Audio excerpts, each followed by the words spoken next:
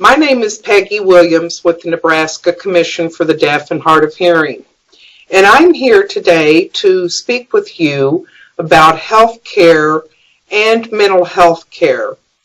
This information has been taken from the Advocacy Resource Handbook for Nebraskans who are deaf, blind, and hard of hearing that the Nebraska Commission for the Deaf and Hard of Hearing developed in 2015.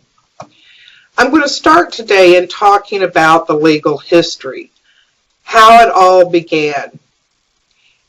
In 1973, the Rehabilitation Act was established, and the purpose for this was to make sure that people with disabilities were not discriminated against.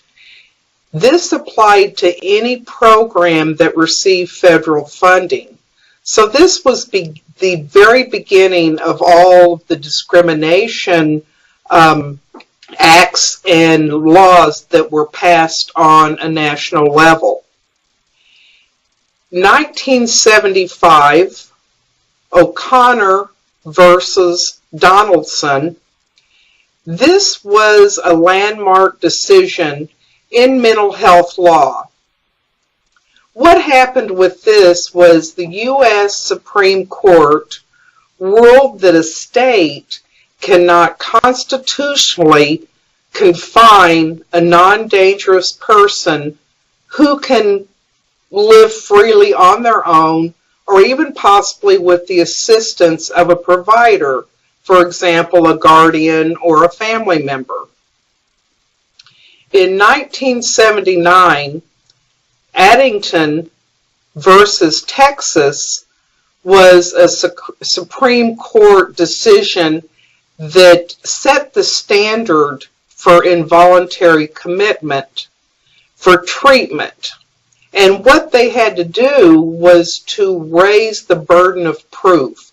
They had to have some type of evidence that required a person to be committed into a psychiatric treatment facility. In 1990, at that time, President George Bush signed into law the Americans with Disabilities Act. This was signed, Congress signed this, enacted this, and the reason was to protect against discrimination based on disability. In 1996, Health Insurance Portability Act was passed by Congress, and you will also hear the term HIPAA. HIPAA. And this law was passed by Congress to protect your privacy and to secure your health information. So with this law, nobody could go into a hospital, for example, or a mental health facility or a doctor's office and say they want information about you. This is a very good law, just like ADA, that protects your rights in having things confidential that pertain to you. In 1999, Homestead versus LC was passed by the United States Supreme Court. And what this case was, this actually was a court hearing regarding discrimination against people with mental disabilities. The Supreme Court held that under the Americans with Disability Act, individuals with mental disabilities have the right to live in the community rather than in institutions. So, according to the courts, what the interpretation was is that the state's treatment professionals have determined the community placement if placement is appropriate. So if you're seeing a mental health professional and that person feels that you can be fine within the community, then the courts cannot order you to have to go into an institution. But if the mental health professional feels that you need to be in a facility, then that is something that would be considered possibly in having to go before a mental health review board to determine that. One very important point that I want to make sure is clear is within the mental health facility, or with any time you're seeing a therapist, you want to make sure to have access to your information as well as communication. What are your communication needs? Do you feel that by having an interpreter, you're going to be able to benefit from the treatment with the specialist? You need to make your communication needs known. This all applies to the federal disability discrimination laws that protect you in ensuring access to information and communication. If you have a family member or possibly even a guardian who is deaf or hard of hearing that needs to have an interpreter, then they would have the right to have access to this communication as well. In certain situations, let's say, for example, it is a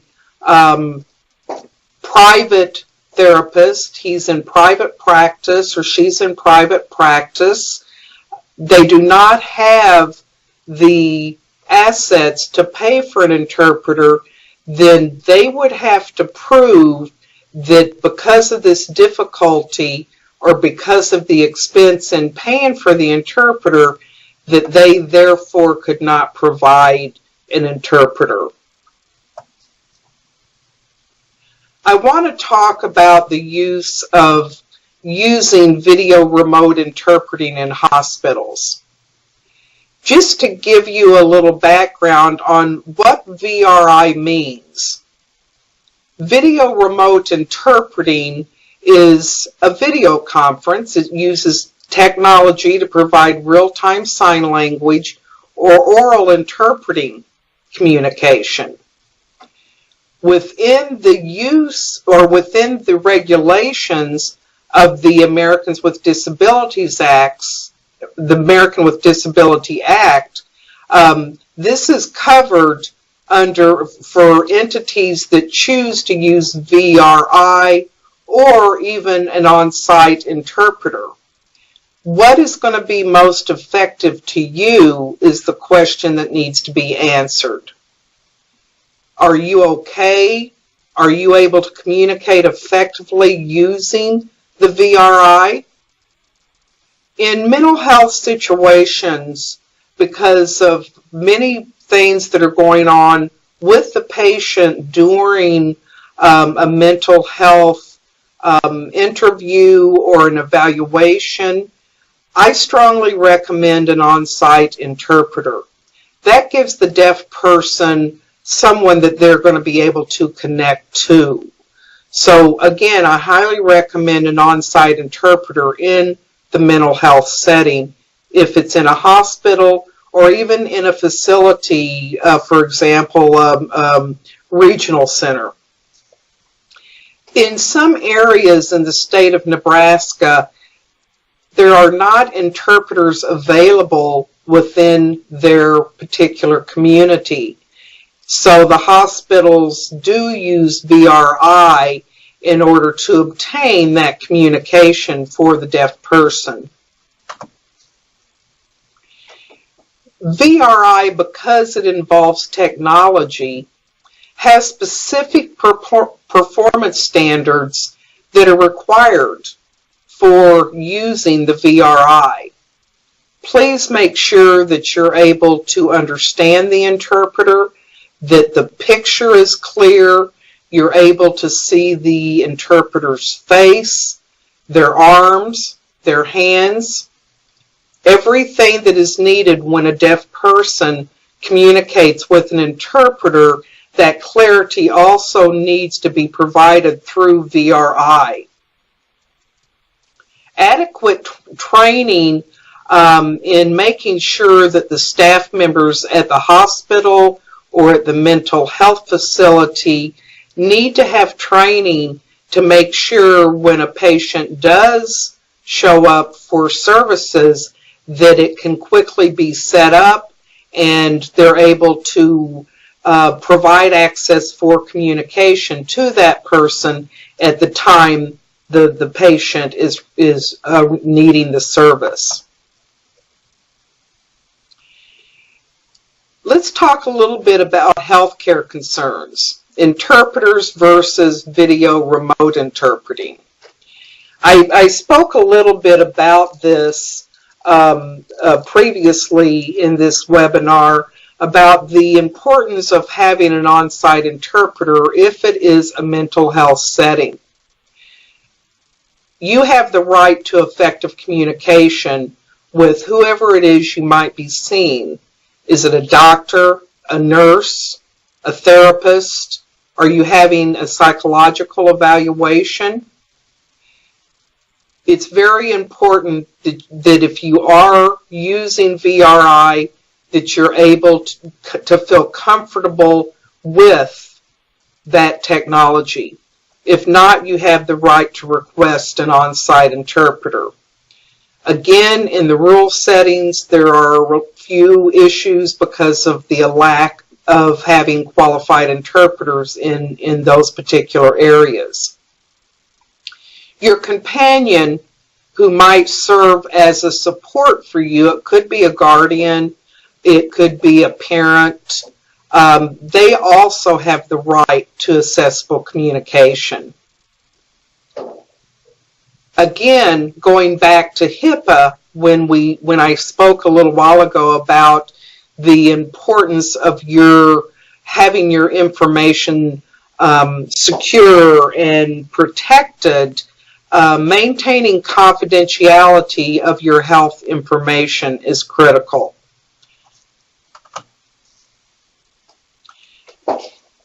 Referring to the Americans with Disabilities Act, Title II of ADA applies to all public, for example, state and local health care providers.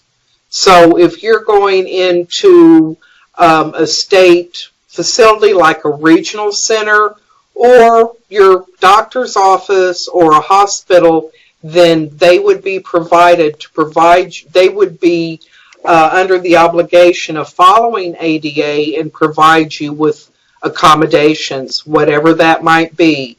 If you need access to a pocket talker, if you needed access to an interpreter, someone to write notes for you, whatever your accommodation is that you request, then Title II applies to this, and they would be required to meet your request. Title III under ADA applies to private health care providers. So any type of auxiliary aid or services, to make sure that the communication is taking place for you is effective. And it needs to be as effective as when they communicate with anybody else. If let's say, for example, a hearing person goes in, they leave knowing that they understand what just happened within the healthcare situation. You need to have the same access, so when you leave, you understand clearly about what happened during your health care stay at the hospital or the facility. Auxiliary aids and services apply to a variety of things. It could be anything from a qualified licensed interpreter, and I'm going to add, it does not say licensed interpreter on my PowerPoint, But in the state of Nebraska, interpreters are required to be licensed. So I'm going to use the word qualified and licensed interpreters on site, or VRI, and anybody within the VRI, the business within VRI is required to have a license, not the individual interpreters, but the VRI business themselves when they're interpreting in the state of Nebraska. Note takers is another means of communication, as well as providing you with written communication. CART, which we refer to, can be real-time computer-aided transcription services. If you're in the hospital, you might request an amplified telephone or assistive listening systems. And there's so many other devices that can be made available for you. And if at any time you have questions regarding this, you can contact the Commission, and we would be glad to provide you with information on technology as well as advocacy to ensure that your rights in receiving communication is provided. I spoke a little bit already about Section 504 of the Rehabilitation Act of 1973. And this act can kind of work hand in hand with the Americans with Disabilities Act. Like I mentioned before, the Rehab Act of 1973 was the beginning of all of the ensuring that people with disabilities were not discriminated against. Again, any facility that receives federal assistance, for example, they receive money from Medicaid or grants, maybe grants from federal grants that they receive. They are obligated under the Rehab Act to provide you with reasonable accommodations. HIPAA, as I indicated before, gives you the right with your health care information. If you request information about your health care, you have a right to receive a copy of it. You want to make sure that your health care information is correct. There might be something that they have put down that you don't feel is correct, and therefore you have a right to look at all of this and make sure what they're telling you is also the information you're receiving. Let's talk a little bit about mental health concerns within facilities, within receiving treatment for mental health. Communicating effectively with your treatment provider is very important.